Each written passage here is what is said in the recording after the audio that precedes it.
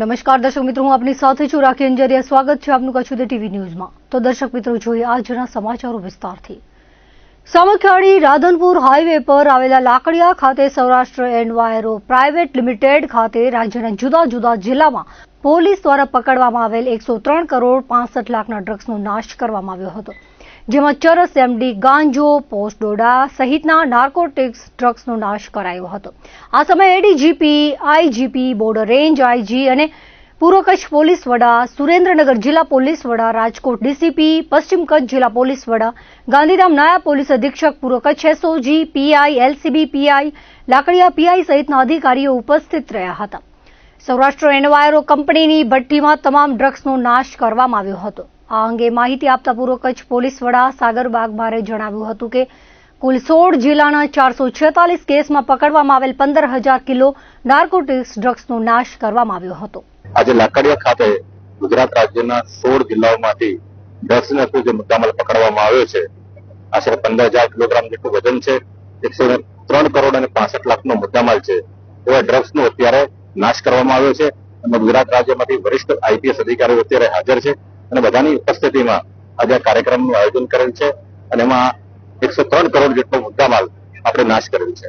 હું તમને બતાવ્યું કે 16 જિલ્લાઓ છે, જેમાં પશ્ચિમ કચ્છ છે, પૂર્વ કચ્છ છે, મોરબી છે, પોરબંદર છે, જુનાગઢ છે, રાજકોટ છે, સુરેન્દ્રનગર છે, બનાસકાંઠા છે, વાવથરા છે, પાટણ છે, રાજકોટ શહેર છે.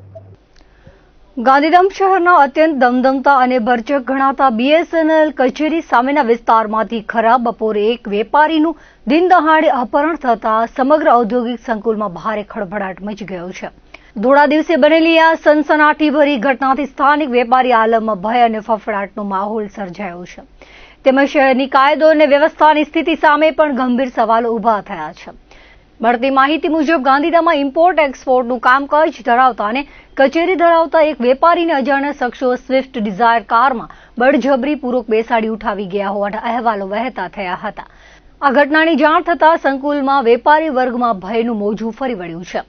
ઇમ્પોર્ટ એક્સપોર્ટના ધંધા સાથે સંકળાયેલા વેપારીનું કયા અંગત કે નાણાકીય કારણોસર અથવા તો કેવા ઈરાદાથી અપહરણ કરવામાં આવ્યું છે તે અંગે હાલ તુરંત કોઈ સ્પષ્ટ માહિતી સામે આવી નથી. ઘટનાની ગંભીરતાને ધ્યાને લઈને પોલીસ તંત્ર તાત્કાલિક હરકતમાં આવી ગયું છે. વિવિધ પોલીસ વિભાગોની અલગ અલગ ટીમો બનાવીને બનાવ સ્થળ અને આસપાસના વિસ્તારોમાં તપાસનો ધમધમાટ શરૂ કરાયો છે. શહેરની બહાર નીકળતા માર્ગો અને ટોલનાકાઓ પર તુરંત અસરથી કડક નાકાબંધી લાદી દેવામાં આવી છે.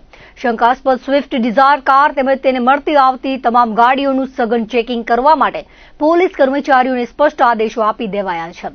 ધોળા દિવસે બનેલી આ ઘટનાથી તસ્કરો અને ગુનેગારોએ જાણે પોલીસ તંત્રને ખુલ્લો પડકાર ફેંક્યો હોય તેવી સ્થિતિ સર્જાઈ છે. હાલમાં પોલીસ સીસીટીવી ફૂટેજ અને ટેકનિકલ સર્વેલન્સના આધારે વેપારીની ભાળ મેળવવા અને અપહરણકર્તાઓને ઝડપી પાડવા માટે ચક્રો ગતિમાન કર્યા છે. જિલ્લામાં કાયદો અને વ્યવસ્થા જાળવવા માટે ચાલી રહેલી કોમ્બિંગ ડ્રાઈવ દરમિયાન ભુજ શહેર બી ડિવિઝન પોલીસે એસઓજી અને એલસીબીની ટીમ સાથે કાર્યવાહી કરી હતી, જેમાં શેખ ફળિયા વિસ્તારમાંથી 2 શખ્સોને ઘાતક હથિયારો સાથે ઝડપી પાડ્યા હતા. બંને પાસેથી તલવાર, ધારિયા, છરી, કોઈતા, કુહાડી, લોખંડના પાઇપ અને લાકડાના ધોકા સહિત કુલ 34 હથિયારો કબજે કરવામાં આવ્યા હતા. પ્રથમ કાર્યવાહીમાં પોલીસે રાજ ફર્નિચરની બાજુમાં આવેલા શેખ ફળિયામાં રહેતા અલીશા કરીમશા શેખને ઝડપી પાડ્યો હતો.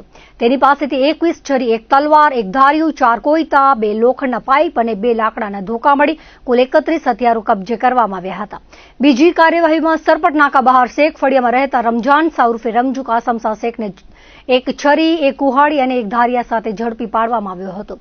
પોલીસે બંને આરોપીઓ વિરુદ્ધ સંબંધિત કલમો હેઠળ ગુનો નોંધી વધુ તપાસ હાથ ધરી છે. મહેરબાન બોર્ડર રેન્જ આઈજીપી સાહેબ ચિરાગ પુરોડિયા સાહેબ તેમજ એસપી સાહેબ શ્રી વિકાસ સુંડા સાહેબ પશ્ચિમ કચ્છ ભુજ નાઓની સૂચના અનુસાર શરીર સંબંધી ગુનાઓ આચરતા તેમજ નકલી સોના, નકલી નોટો વગેરે બાબતના ગુનાઓ આચરતા આરોપીઓ વિરુદ્ધમાં ભુજ જિલ્લામાં કોમ્બિંગ રાખવાની સૂચના કરવામાં આવેલ હતી.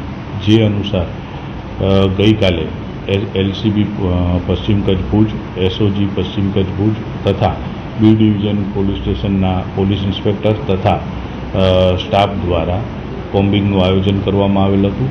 જે કોમ્બિંગ દરમિયાન અલગ અલગ ગુનાના કુલે 7 આરોપીઓના ઘરે કોમ્બિંગ લોકલ પોલીસ દ્વારા કરવામાં આવેલી હતી, જેમાં અલગ અલગ ટીમો બનાવીને કોમ્બિંગ કરવામાં આવેલી હતી, જેમાં અલીશા શેખ જે શેખ ફળિયામાં રહે છે તેના વિરુદ્ધમાં અલગ અલગ ચીટિંગના તેમજ શરીર સંબંધીના ગુના દાખલ થયેલા છે.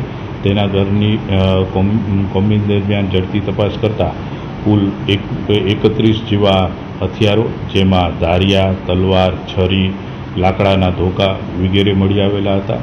જેની સાથે સાથે રમજાન શાહ શેખ જે પણ શેખ ફળિયામાં રહે છે તેના વિરુદ્ધમાં પણ સોના ચાંદીના ચીટિંગના બાબતના ગુના છે, શરીર સંબંધના ગુના છે. તેના ઘરમાંથી પણ કુલ 3 હથિયારો મળી આવેલા હતા, જેમાં ધારિયા, તલવાર, છરી વગેરે મળી આવેલ હોય.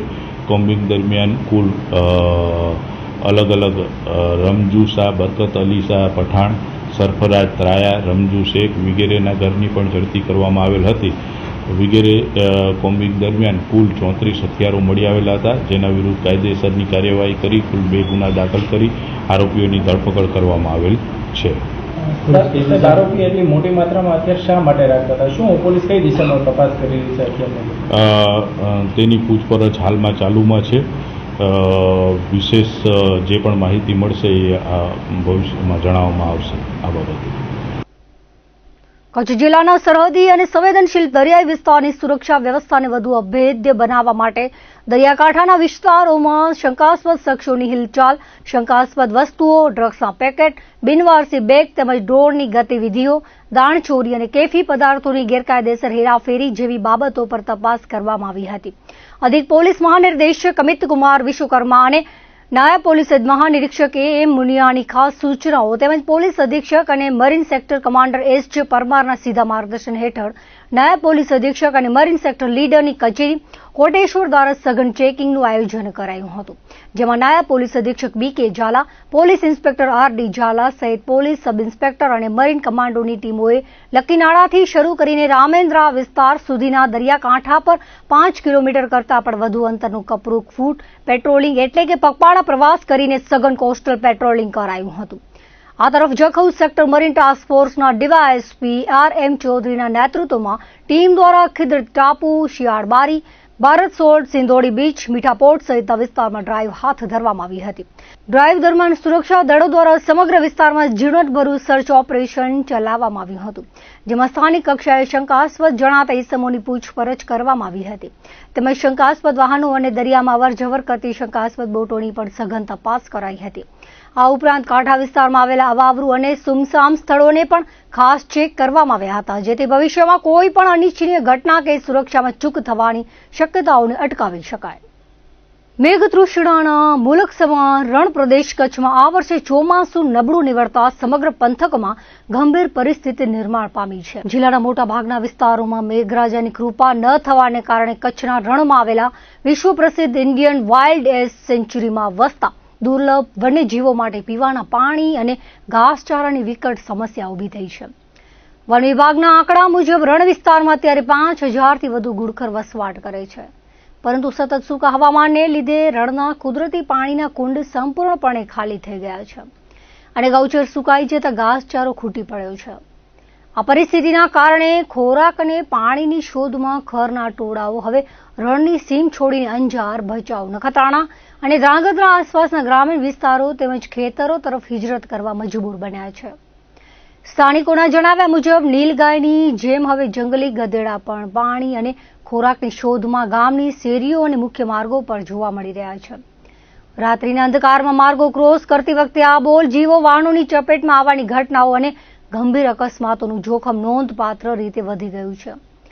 પર્યાવરણ પ્રેમીઓ અને સંરક્ષણકારોનું કહેવું છે કે જો આગામી દિવસોમાં તાત્કાલિક વરસાદ નહીં થાય તો વન વિભાગે રણ વિસ્તારમાં માનવ સર્જિત કૃત્રિમ કુંડ બનાવી પાણી ભરાવવું પડશે અને બહારથી ઘાસચારાની તાકીદની વ્યવસ્થા કરવી પડશે. અન્યથા ખરની વસ્તી ઉપરાંત રણની ઇકોસિસ્ટમ પર તેની અત્યંત વિપરીત અસર પડી શકે તેમ છે.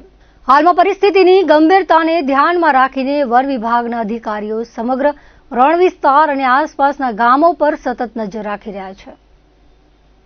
કચ્છ જિલ્લાના સમગ્ર દરિયાકાંઠાના વિસ્તારમાં દરિયાઈ પવન અને હવામાનમાં આવેલા પલટાને કારણે ઊંચા મોજા ઉછળવાની ગંભીર સંભાવના વ્યક્ત કરવામાં આવી છે. લખપતથી લઈને કંડલા સુધીના સમગ્ર દરિયાઈ પટ્ટા માટે ઓરેન્જ એલર્ટ જાહેર કરવામાં આવ્યું છે. નોંધનીય છે કે આ બાબતે વહીવટીતંત્ર દ્વારા તકેદારી અને કડક સૂચનાઓ કરવામાં આવી છે. દરિયામાં ગયેલી તમામ નાની મોટી બોટોને તાત્કાલિક સુરક્ષિત બંદરે પરત ફરી જવાની અથવા નજીકના શેલ્ટર હોમ પર બોટ બાંધી દેવાની સૂચના અપાઈ છે. આ સમયગાળા દરમિયાન માછીમારોને સમુદ્ર ન ખેડવા કડક સૂચના અપાઈ છે. માંડવી અને પિંગલેશ્વર જેવા પ્રખ્યાત દરિયા કિનારે ફરવા આવતા પ્રવાસીઓ તથા સ્થાનિક નાગરિકોને દરિયામાં નાહવા કે કિનારાની નજીક જવાથી દૂર રહેવા જણાવાયું છે. સુરક્ષાના ભાગરૂપે કાંઠાના વિસ્તારોમાં પોલીસ અને હોમગાર્ડનો બંદોબસ્ત ગોઠવવામાં આવ્યો છે. જિલ્લા વહીવટીતંત્ર અને ડિઝાસ્ટર મેનેજમેન્ટ સેલ દ્વારા જાહેર જનતાને અપીલ કરવામાં આવી છે કે કોઈ પણ પ્રકારની અફવાઓથી દૂર રહેવું અને માત્ર સત્તાવાર હવામાન બુલેટિન અને સૂચનાઓનું જ પાલન કરવું. દરિયાઈ વિસ્તારમાં કોઈ પણ ઇમરજન્સી પરિસ્થિતિમાં સ્થાનિક તંત્ર અથવા ડિઝાસ્ટર કંટ્રોલ રૂમનો સંપર્ક કરવા જણાવવામાં આવ્યું છે.